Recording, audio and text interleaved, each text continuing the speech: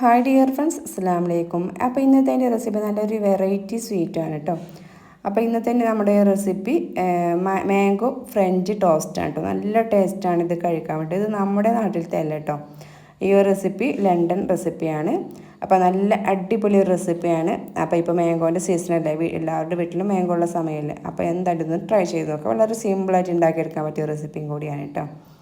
അപ്പം ഞാനിവിടെ ഒരു മാങ്ങ ചെറുതായിട്ട് കട്ട് ചെയ്തിട്ട് ഒരു മിക്സർ ചെറിയ ജാറിലേക്ക് ഇട്ട് കൊടുത്തിട്ടുണ്ട്. അപ്പോൾ ഇതിൽ ഒട്ടും വെള്ളം ചേർക്കാതെ നമുക്കിതൊന്ന് പേസ്റ്റ് രൂപത്തിലൊന്ന് അരച്ചെടുക്കാം. ഇത് നല്ല പഴുത്ത മാങ്ങ ആയതുകൊണ്ട് നല്ല രീതിയിൽ തന്നെ ഒന്ന് അരിഞ്ഞ് കിട്ടും.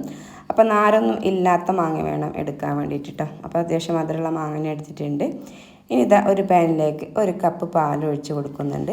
ഇനി ഇതിലേക്ക് മധുരത്തിന് ആവശ്യമായിട്ടുള്ള പഞ്ചസാരയാണ് എഴുതി കൊടുക്കുന്നത്. ഇതിലേക്ക് ഞാൻ 1/4 കപ്പോളം പഞ്ചസാര എഴുതി കൊടുത്തിട്ടുണ്ട്. അപ്പോൾ നിങ്ങൾക്ക് വേണമെങ്കിൽ മിൽക്ക് മേഡും ചേർത്ത് കൊടുക്കാം. ഇനി ഇതൊന്ന് ചൂടായി വരുന്ന സമയത്ത് നമുക്ക് ഇതിലേക്ക് 2 സ്പൂണോളം കസ്റ്റേർഡ് പൗഡറാണ് എടുത്തിട്ടുള്ളത് കേട്ടോ. മാംഗോൻ്റെ കസ്റ്റേർഡ് പൗഡർ ഉണ്ടെങ്കിൽ അതാണ് ഒന്നുകൂടി നല്ലത്. ഇതിലേക്ക് കുറച്ച് വെള്ളം ഒഴിച്ച് കൊടുത്ത് ഒന്ന് മിക്സാക്കി എടുക്കുന്നുണ്ട് കേട്ടോ. അപ്പോൾ കട്ടകളൊന്നും ഇല്ലാതിരിക്കാൻ വേണ്ടിയാണ്. ഡയറക്റ്റ് ഈ പൊടി ഇതിന് പാലിലേക്ക് ഒഴിച്ച് കൊടുക്കാൻ ചിലപ്പോൾ എവിടെയൊക്കെ ആയിട്ട് ഇങ്ങനെ കട്ട പിടിച്ച് ഇരിക്കുള്ളൂ. അപ്പോൾ ഞാനതൊന്ന് മിക്സ് ചെയ്തിട്ട് ഈ ഒരു പാലിത തിളച്ച് വരാൻ തുടങ്ങിയിട്ടുണ്ട്. ഈ ഒരു സമയത്ത് ഇതിലേക്ക് ഒഴിച്ച് കൊടുക്കാൻ ഇനി നല്ല രീതിയിൽ തന്നെ ഒന്ന് ഇളക്കി കൊടുക്കട്ടെ. പെട്ടെന്ന് തന്നെ ഇത് കുറുകി കിട്ടും കസ്റ്റേർഡ് പൗഡർ ചേർത്തത് കൊണ്ട് തന്നെ. അപ്പോൾ ഇനി ഇത് നല്ല രീതിയിലൊന്ന് മിക്സാക്കി എടുക്കുന്നുണ്ട്. ഇനി ഇതിലേക്ക് നമ്മളിതാ ഒരു മാംഗോൻ്റെ പൾപ്പില്ലേ, അത് ഇതിലേക്ക് ചേർത്ത് കൊടുക്കാം. അപ്പോൾ ഇതിലേക്ക് ഒരു 3 ടേബിൾ സ്പൂണോളൊക്കെ ചേർത്ത് കൊടുത്താൽ മതി. അപ്പോൾ അതൊക്കെ നിങ്ങളുടെ ഇഷ്ടത്തിനനുസരിച്ച് ചേർത്ത് കൊടുക്കാം കേട്ടോ. ഇനി ഇത് നല്ല രീതിയിലൊന്ന് മിക്സാക്കി എടുക്കുക. അപ്പോൾ ഞാൻ ഇതിൻ്റെ ഒരു കട്ടകളൊന്നും ഇല്ലാതെ നല്ല രീതിയിൽ തന്നെ ഒന്ന് മിക്സാക്കി എടുക്കുന്നുണ്ട്. ഇനി നമുക്ക് ഫ്ലെയിം ഓഫ് ചെയ്ത് കൊടുക്കാം കേട്ടോ. ഇതൊന്ന് മിക്സാക്കിയതിന് ശേഷം നമുക്ക് ഫ്ലെയിം ഓഫ് ചെയ്ത് കൊടുക്കാം. ഇതൊന്ന് നല്ല രീതിയിൽ തന്നെ ചൂടാറി വരട്ടെ. നല്ല ചൂടൊക്കെ പോയതിന് ശേഷം നമുക്കിത് ഫ്രിഡ്ജിലേക്ക് വെക്കണം. നല്ല രീതിയിൽ തണുത്ത് കിട്ടണം. അപ്പോൾ നല്ലൊരു ടേസ്റ്റാണ്. അപ്പോൾ ഞാനിത് ചൂടൊക്കെ പോയതിന് ശേഷം ഫ്രിഡ്ജിലേക്ക് വെക്കുന്നുണ്ട്. അപ്പോൾ ഈ ഒരു കട്ടിയിൽ നമ്മുടെ ഒരു കസ്റ്റേർഡ് മിക്സ് റെഡിയാക്കി എടുത്തിട്ടുള്ളത് കേട്ടോ. ഇനി ഇത് തണുക്കും തോറും ഒന്നും കൂടി കട്ടിയായി വരും. ഇനി ഇതാ ഒരു പാൻ എടുത്തതിലേക്ക് ഞാൻ 1 ടീസ്പൂണ് ബട്ടർ ആഡ് ചെയ്ത് കൊടുത്തിട്ടുണ്ട്. ഇതൊന്ന് മെൽറ്റായി വരുന്ന സമയത്ത് നമുക്കിതിലേക്ക് ബ്രെഡ് ചേർത്ത് കൊടുക്കാം കേട്ടോ. അപ്പോൾ ഞാനിവിടെ ഒരു ബ്രെഡ് ഇതിലേക്ക് വെച്ച് കൊടുക്കുന്നുണ്ട്. ഇനി ഇതൊന്ന് തിരിച്ച് മറിച്ചൊക്കെ ഇട്ടിട്ട് ചെറിയൊരു കളറാക്കി എടുക്കാം. ഒന്ന് ചെറിയൊരു ബ്രൗൺ കളറാക്കി എടുക്കണം കേട്ടോ. അപ്പോൾ 2 സൈഡിലും ബട്ടറൊക്കെ ആക്കിയിട്ട് ഞാനിതൊന്ന് ഒന്ന് ടോസ്റ്റ് ചെയ്തിട്ട് എടുക്കുന്നുണ്ട്. അപ്പോൾ ഫ്ലെയിം മീഡിയം ഫ്ലെയിമിലാക്കിയിട്ട് ടോസ്റ്റ് ചെയ്തെടുത്താൽ മതി കേട്ടോ. അല്ലെങ്കിൽ പെട്ടെന്ന് തന്നെ ആ ബ്രെഡൊക്കെ ഒന്നുണ്ട് കരിഞ്ഞു പോവുള്ളൂ. അപ്പോൾ ഞാൻ എന്താ ഫ്ലെയിം കുറച്ച് കൊടുത്തിട്ട് തന്നെ 2 ഭാഗം നല്ലൊരു ബ്രൗൺ കളറ് ആക്കി എടുക്കുന്നുണ്ട്. ഇനി നമുക്ക് ഇതിന് മീതിയായിട്ട് കുറച്ച് പഞ്ചസാര ഇട്ട് കൊടുക്കാം കേട്ടോ. ഇതിൻ്റെ മീതിയായിട്ട് ഞാൻ കുറച്ച് 1 ടീസ്പൂണോളം പഞ്ചസാര ഒന്ന് ഇട്ട് കൊടുക്കുന്നുണ്ട്. അപ്പോൾ ബ്രെഡൊക്കെ നിങ്ങൾക്ക് എത്ര വേണ്ട അതിനനുസരിച്ച് എടുക്കട്ടെ. ഞാൻ ഇപ്പോൾ ഒരെണ്ണം വെച്ചിട്ട് ചെയ്തിട്ടാണ് നിങ്ങൾക്ക് കാണിക്കുന്നത്. അപ്പോൾ നല്ല ടേസ്റ്റാണ് കഴിക്കാൻ വേണ്ടിയിട്ട്. മധുരമൊക്കെ ഇഷ്ടമുള്ളവർക്കൊക്കെ ഇത് തീർച്ചയായിട്ടും ഉണ്ടാക്കാൻ പറ്റും.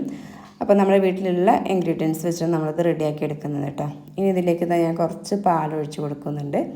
ഈ ഒരു ബ്രെഡ് നല്ല സോഫ്റ്റായി കിട്ടാൻ വേണ്ടിയിട്ട് ഇതുപോലെ പാലൊഴിച്ച് കൊടുത്തിട്ടുണ്ട്. ഇനി നമ്മൾ പതുക്കെ ഒന്ന് തിരിച്ചിട്ട് കൊടുക്കുക കേട്ടോ. അപ്പോൾ നമ്മൾ പാൽ വെച്ചിട്ടുണ്ടെങ്കിൽ നല്ല സോഫ്റ്റാവും ഈ ബ്രെഡ് ഉണ്ടാവും. അപ്പം ശ്രദ്ധിച്ചിട്ടൊന്ന് തിരിച്ചിട്ട് കൊടുത്താൽ മതി. ഇനി ഞാൻ ഫ്ലെയിം ഓഫ് ചെയ്തിട്ടുണ്ട്.